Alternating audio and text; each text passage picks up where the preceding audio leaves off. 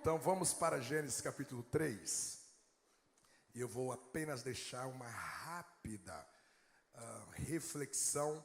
Depois eu volto nesse texto em momentos futuros, porque esse é um texto que tem abençoado muito a minha vida, a minha casa. Domingo passado nós demos o start aí à igreja nesse desafio para nós lermos o Novo Testamento até o dia 8.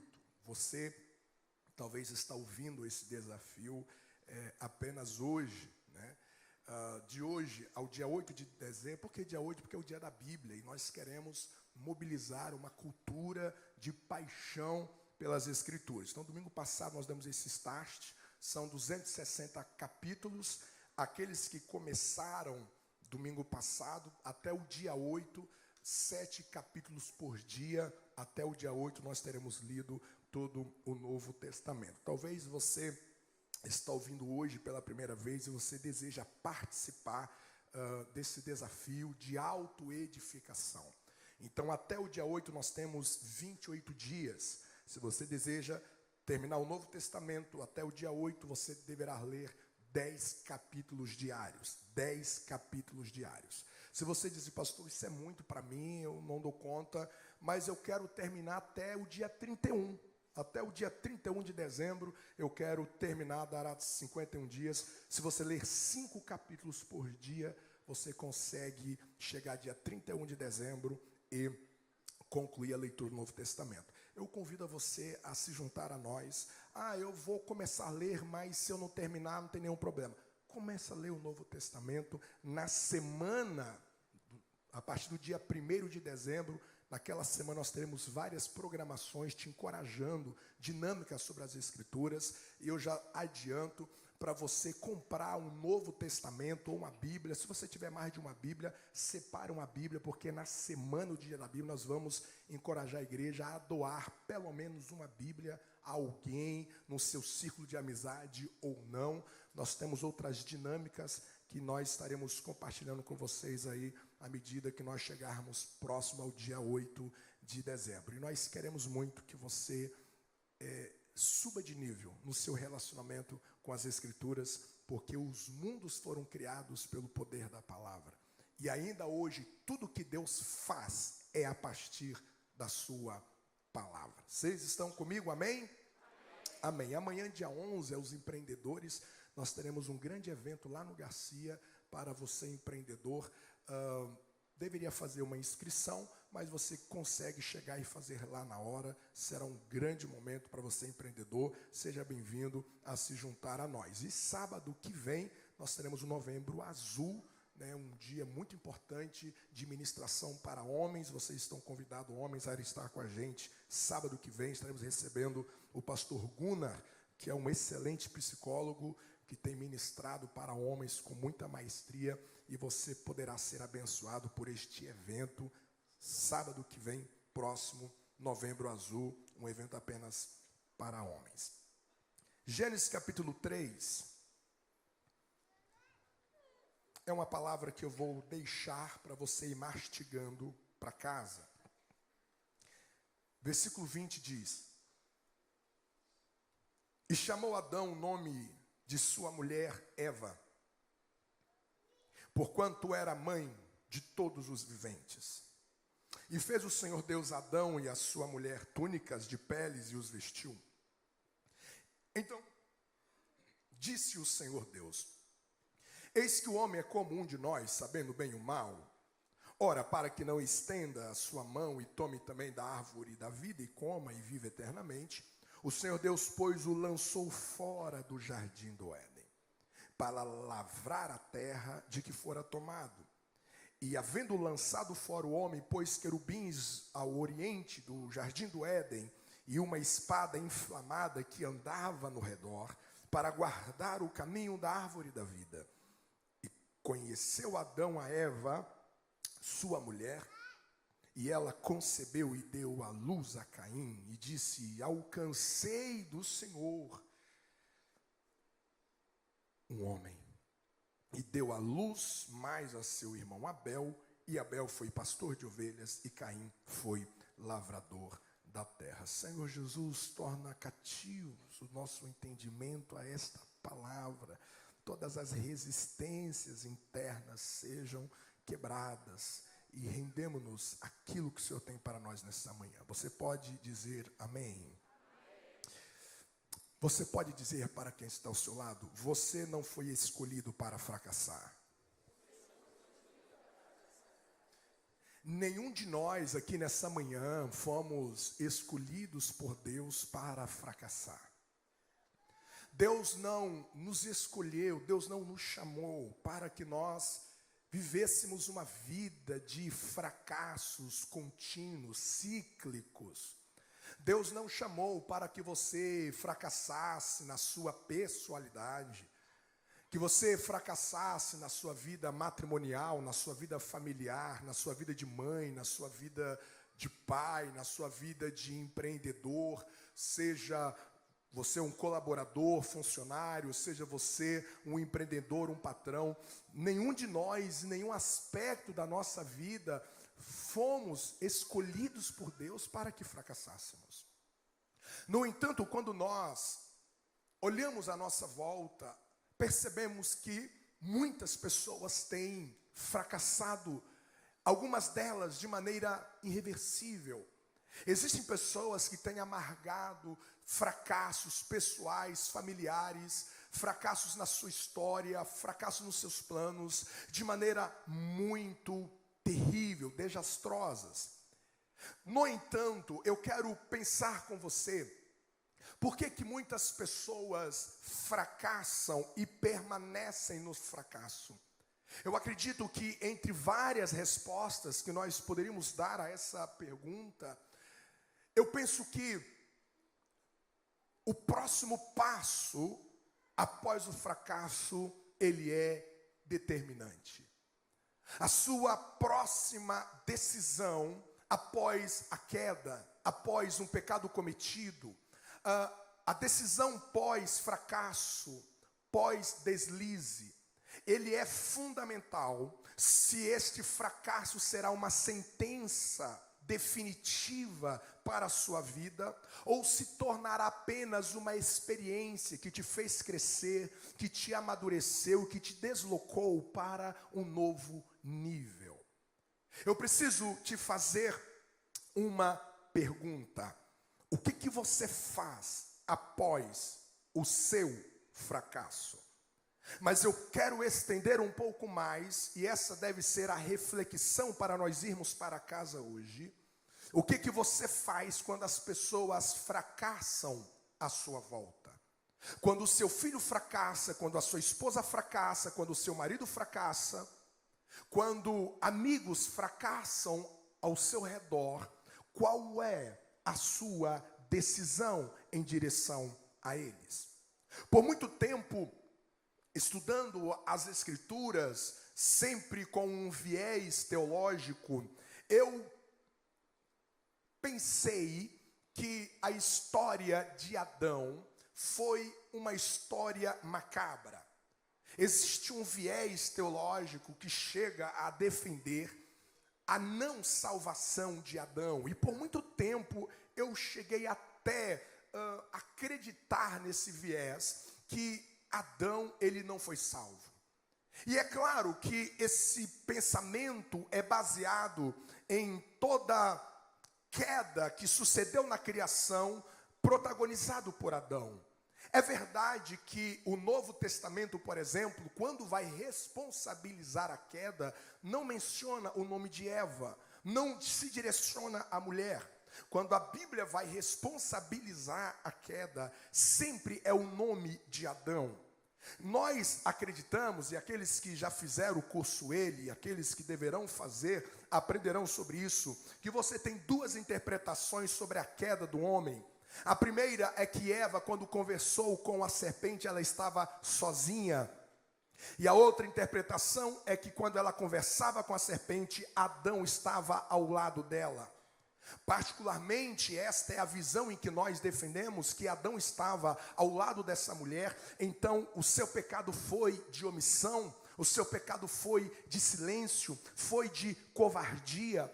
De maneira que é lúcido pensar que a responsabilidade maior da queda, da entrada do pecado na criação, foi por intermédio de Adão. Talvez todas essas realidades, esses predicativos sobre Adão, surgiu essa visão de um homem que provavelmente não foi salvo segundo aquele outro viés. No entanto, esse texto, ele tem surgido no meu coração e ele veio a partir de uma conversa com um amigo, aonde que os meus olhos voltaram para um outro Adão. E por incrível que pareça, existe muitas pistas que a Bíblia vai nos trazer sobre Adão, que nós devemos nos atentar. Nós estamos num texto que foi a primeira atitude de Adão após o juízo de Deus. Eles já haviam pecado, então Deus olha para Adão e dá a sentença da sua consequência. Deus olha para a mulher e dá a sentença para a sua consequência. Deus olha para a serpente e dá a sentença da sua consequência.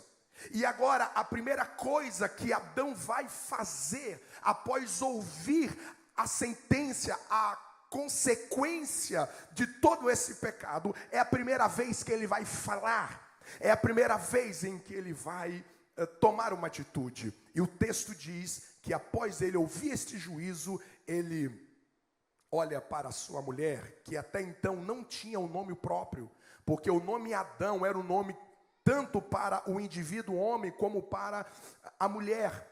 Agora ela vai receber o nome, pela primeira vez um nome. Por que isso é interessante nós pensarmos? Porque antes da queda, Adão não olhava para a mulher como um outro diferente. Vocês se lembram da declaração bíblica, esta é osso dos meus ossos, carne da minha carne? Essa expressão significa que Adão não olhava para a mulher como se fosse um outro diferente dele. Era como se a mulher fosse uma extensão dele. Essa era a unicidade do casal, uma só carne antes da queda. Quando o pecado entrou, uma das marcas do pecado é a separação. Então agora ele olha para a mulher como um ser diferente dele, fora dele. E agora ele vai dar um nome a esta mulher. Eu acabei de dizer que Adão protagonizou a queda, mas também é verdade que a mulher teve uma grande participação nessa queda. Foi ela que dialogou com a serpente, foi ela que pegou o fruto, foi ela que comeu o fruto, foi ela que compartilhou o fruto. De fato, a mulher, ela caiu, a mulher, ela errou, a mulher, ela falhou. Ela tem uma grande participação nessa queda, na entrada do pecado. É lúcido pensar na falha e no fracasso da mulher à luz das Escrituras. E agora, Adão vai dar um nome à mulher após o seu fracasso. Qual é o nome que a gente deveria dar para essa mulher após esse fracasso? Chamar ela de Jezabel, encaixaria bem. Chamar ela de Dalila, encaixaria bem. Mas Adão olha para sua mulher e diz: o seu nome vai ser Eva. E a palavra Eva significa mãe da vida.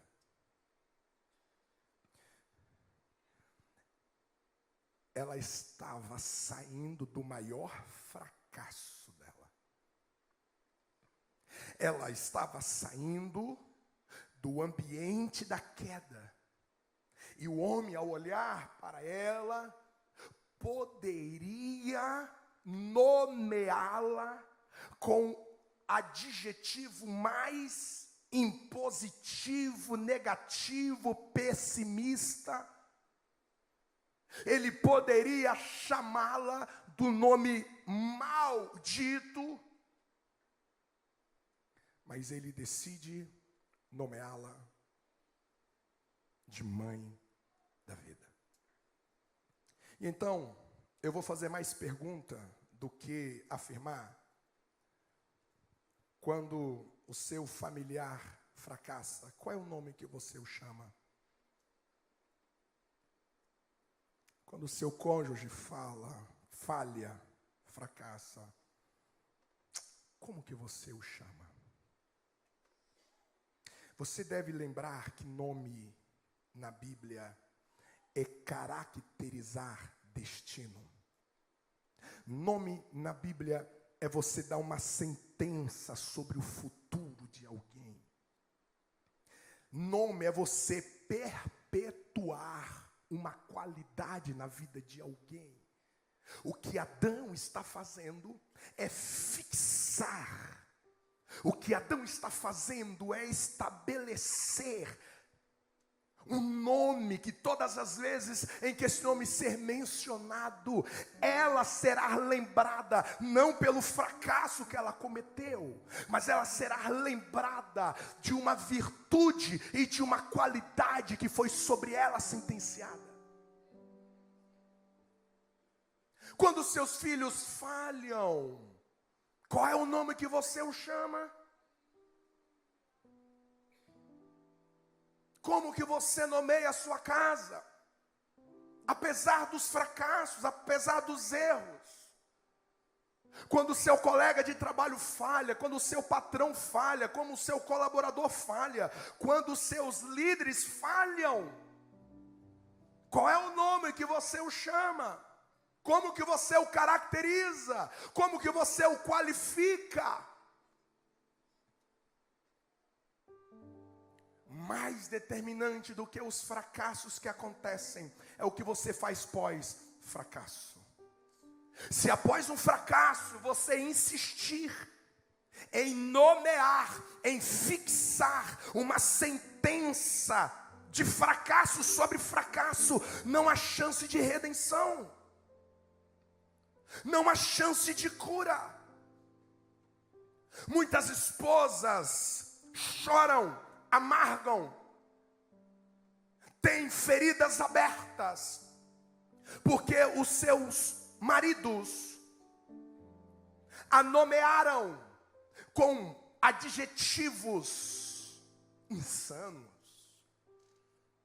a chamaram de nomes pesadíssimos, palavras que cortaram a alma, palavras que desfiguraram as suas identidades, que pesaram o coração, que pesaram as emoções. Quantos xingamentos vão sendo empreendidos após um erro, após uma expectativa frustrada.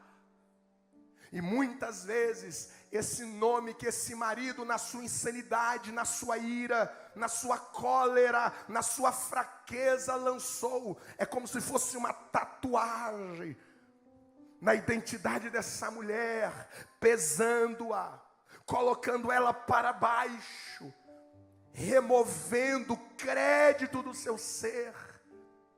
Muitos homens carregam nomes recebidos por a sua esposa, nomes que o desqualifica, nomes que o apequena, nomes que o deteriora, nomes que o desonra. Após o seu fracasso, após os seus erros, qual é o nome que você tem dado ao seu marido? Esse filho, quando ele falha, quantos pais nomeiam de maneira má os seus filhos? E sabe qual é a palavra que a Bíblia chama disso? Maldizer. Maldição é maldizer. Todas as vezes que você olha para o seu filho, todas as vezes que você olha para a sua filha e você o nomeia de maneira negativa, você está maldizendo o seu filho, você está maldizendo a sua filha, você está maldizendo o seu cônjuge. Todas as vezes que você pega o seu dinheiro e você fala mal desse salário, você está maldizendo o seu salário. Todas as vezes que você vai para o seu trabalho, como se fosse um mal necessário, você está maldizendo o seu trabalho. Você percebe que muitas vezes nós vamos nomeando a vida, nós vamos nomeando gente, nós vamos nomeando fases, nós vamos nomeando estação, nós vamos nomeando país, nós vamos nomeando tudo. E nós vamos dando nomes ridículos, nomes absurdos. E a gente perpetua isso, à medida que nós vamos fixando esses fracassos. Talvez você tenha nomeado a si mesmo de maneira equivocada. Você olha para o seu corpo e você maldiz sobre ele. Você olha para as vezes que você falhou e você dá um nome a si mesmo, a si mesma. E você vai nomeando a si mesmo, você vai nomeando a si mesma com nomes que tem pesado a sua história, que tem amaldiçoado você. Existe uma história um pouco mais adiante, e eu não estou aqui para dizer que as palavras são mágicas. Eu não estou aqui para dizer que se você falar de maneira muito aleatória as coisas vão acontecer. Não é sobre isso, mas é bíblico eu pensar que a Bíblia nos fala sobre a autoridade das palavras. Quando Jacó estava saindo da casa do seu sogro Labão, Labão percebe a ausência de um ídolo, chamado ídolo do lar, ou terafim. E ele sai correndo na direção da caravana de Jacó, em mudança. E ele diz assim: alguém roubou o meu ídolo.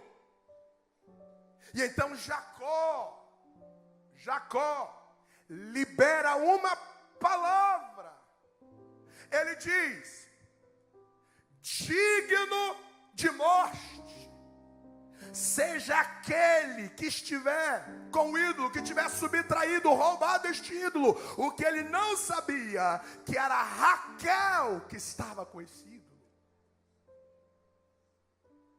Raquel não chegou viva no final da viagem. Ela morreu no caminho. Quando ela estava prestes a morrer, na agonia da morte, o menino nasce. E quando o menino nasce, ela diz: o seu nome vai ser Benoni. A palavra Benoni quer dizer filho da minha dor, filho da minha vergonha, filho da minha aflição. Percebe que agora ela vai liberar um nome maldito. Ela libera um nome maldito baseado no que ela estava sentindo, baseado na dor que ela estava sentindo, baseado na angústia que ela estava sentindo. E agora ela vai nomear. É assim que muitas vezes nós fazemos. Nós vamos nomeando vida, pessoa, fase, igreja, trabalho, nós mesmos, cônjuge, filhos, baseado em problemas não resolvidos dentro de nós, baseado em feridas infeccionadas, baseado em frustrações, baseado em desapontamento. E é a partir disso, desse turbilhão dentro de nós, que nós vamos nomeando pessoas, nós vamos dando sentença a pessoas, nós vamos caracterizando o futuro de maneira tão equivocada. É assim que Raquel faz com seu filho que nasceu. Ela diz: é Benoni, e ela morre. Jacó, que havia liberado uma palavra imprudente, agora ele entra em cena e diz: o nome dessa criança não vai ser Benoni. O nome dessa criança vai ser Benjamim. Filho da minha honra, filho da minha destra. Esta noite, esta manhã, Deus te diz: eu lhe dou autoridade para você dar novos nomes. Eu te dou autoridade para você revogar palavras malditas. Eu te dou autoridade para você revogar sentenças. Não sei quem te disse, eu não sei quem te deu a sentença, eu não sei quem te magoou com aquelas palavras malditas, eu não sei o que foi liberado sobre você, mas eu venho nesta manhã te dizer: assim diz o Senhor, eu te dei autoridade para revogar toda maldição, eu te dei autoridade para abençoar, eu te dei autoridade para liberar novas sentenças, eu te dei autoridade para liberar novas promessas, eu te dei autoridade para liberar novas identidades, eu te dei autoridade para você dar novas sentenças sobre você, sobre a sua história e sobre tudo aquilo que te pertence. Quem recebe esta palavra nesta manhã, aplauda o nome do Senhor.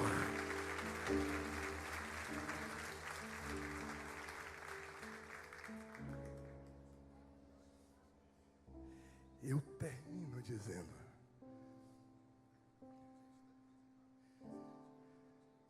como que eu vou nomear depois de tudo o que aconteceu? É interessante que o nome Eva significa mãe da vida. Mas Eva já tinha gerado filhos. Eva já tinha gerado filhos.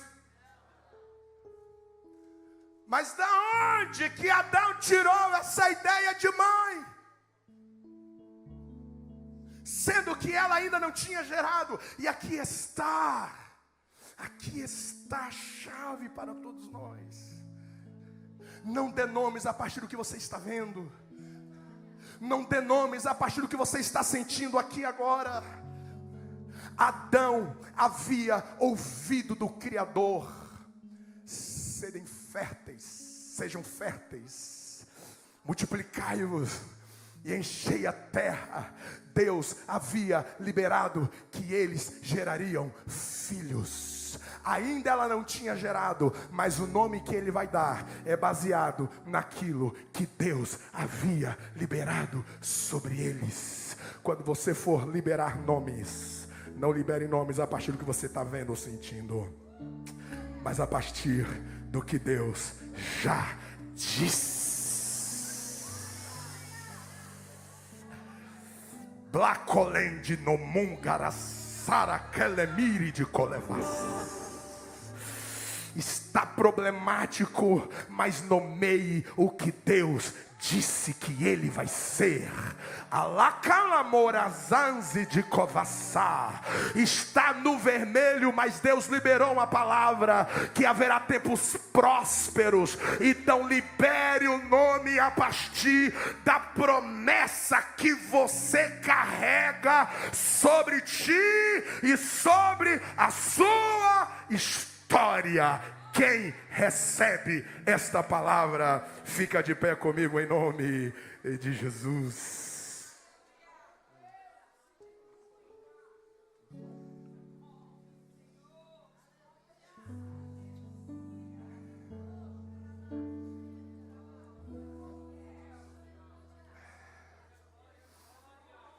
Entra na tua casa esta manhã, marchando e dando novos nomes.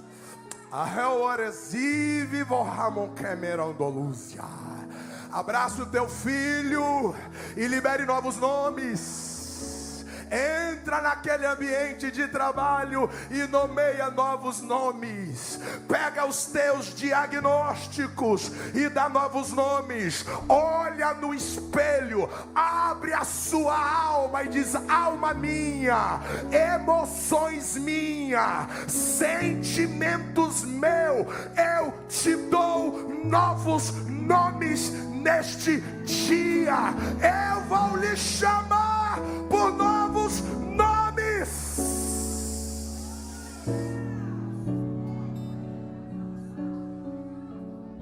Aqueles que falharem perto de você.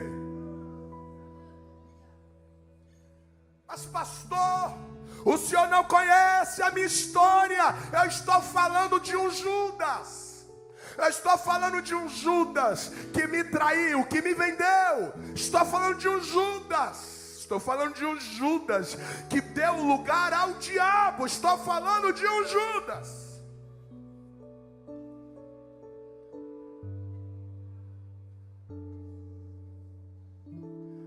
Mas quando Judas veio beijar Jesus e entregá-lo no Getsemane, quando Jesus abriu a boca,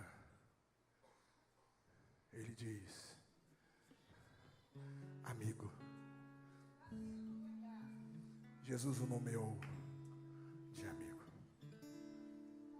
Judas se perdeu, porque há pessoas que vão se perder, são pessoas que tomam decisões irredutíveis.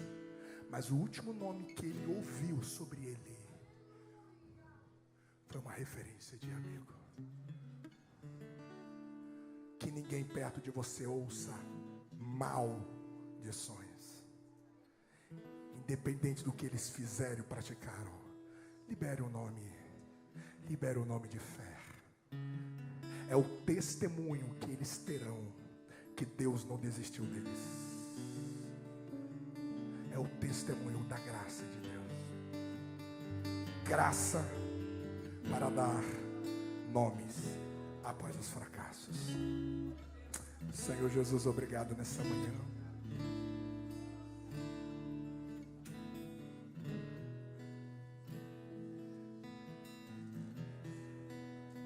Nos perdoa pelas vezes que nós maldizemos. Nos perdoa, Senhor, quando as pessoas falham à nossa volta. Somos os primeiros a qualificá-las de maneira tão desumana. Sela os nossos lábios esta manhã. Aquela brasa que tocou os lábios de Isaías. Essa pessoa que está aqui entre nós, que com qualquer coisa ela pragueja. Qualquer coisa ela pragueja. Qualquer coisa ela pragueja. Qualquer coisa grita maldosamente. Qualquer coisa grita com palavras de xingamento. Toca nesses lábios nesta manhã, Jesus. Toca nesses lábios nesta manhã. Nos levanta como arautos de bons nomes, nomes de fé, nomes de virtudes. Essa esposa diante das falhas do seu marido, esse marido diante das falhas da sua esposa, esses pais diante da falha dos filhos, e esses filhos diante das falhas do pai. Abre os nossos lábios para dar novos nomes. Nomes de esperança. Nomes de virtudes. Nome de virtude.